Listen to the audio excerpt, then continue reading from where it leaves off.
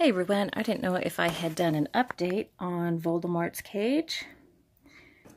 I use silicone to attach Eco-Earth to the walls.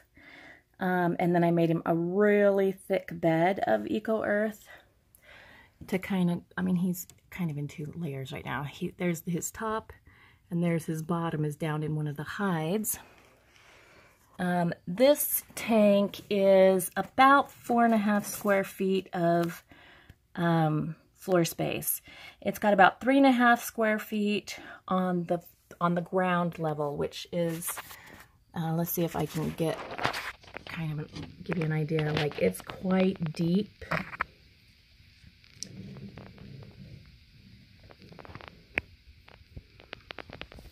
And then it also has very large upper story areas for him to crawl up into and bask. So I can't really get you in there very well, but lots of little hidey holes, little places for him to get down into and hide. There he is hiding in there in the back. Well, part of him's up here on the top. So I was having a really hard time helping him feel secure in his other cage. And so he was starting to get a little bit of nose rub. And so I knew he wasn't happy and I needed to do some remodeling. I wanted to try to give him as many hiding places as possible, but still give him plenty of floor space. So this was kind of what we ended up doing. The plants are live. They're just versions of aloe vera. I know this looks kind of prickly, but it's not. It feels more rubbery than thorny. But aloe vera stands up really good to heavy animals. And it's edible, so if for some reason he ingests it or one of the crickets eats it and then he eats the cricket, any of those things, he'll be fine.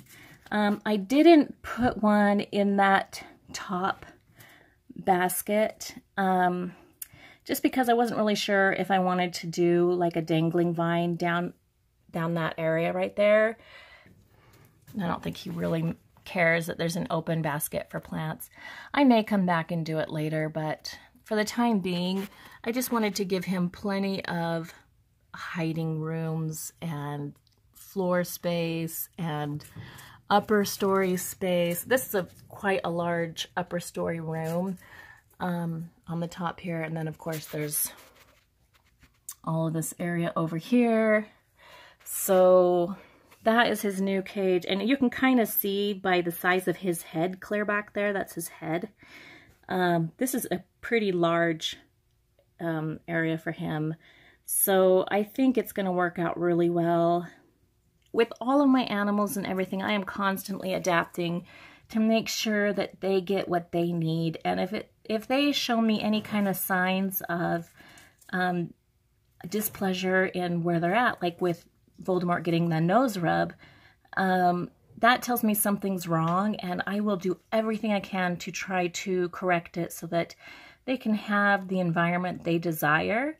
It may not be exactly what it says in the books, but as long as it makes them happy, I mean, their happiness is my first priority always.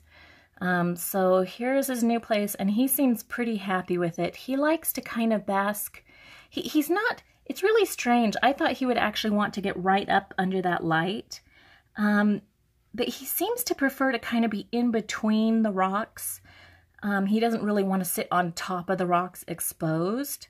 It's really interesting. So I think he likes this better. He feels a little safer, a little more secure. He's not so nervous. He's not pacing. He seems to have settled down a little bit. So I'm hoping this is a good move. But as always, with all my animals, I will keep an eye on him. And if he shows that, if he gives me any signs of disliking the new environment, I can either move him back into the old tank, or I can remodel again, just whatever works best for them, because these animals really are like my kids. They're my family, and I want them to be happy. So anyhow, there's his new tank. Thanks for watching.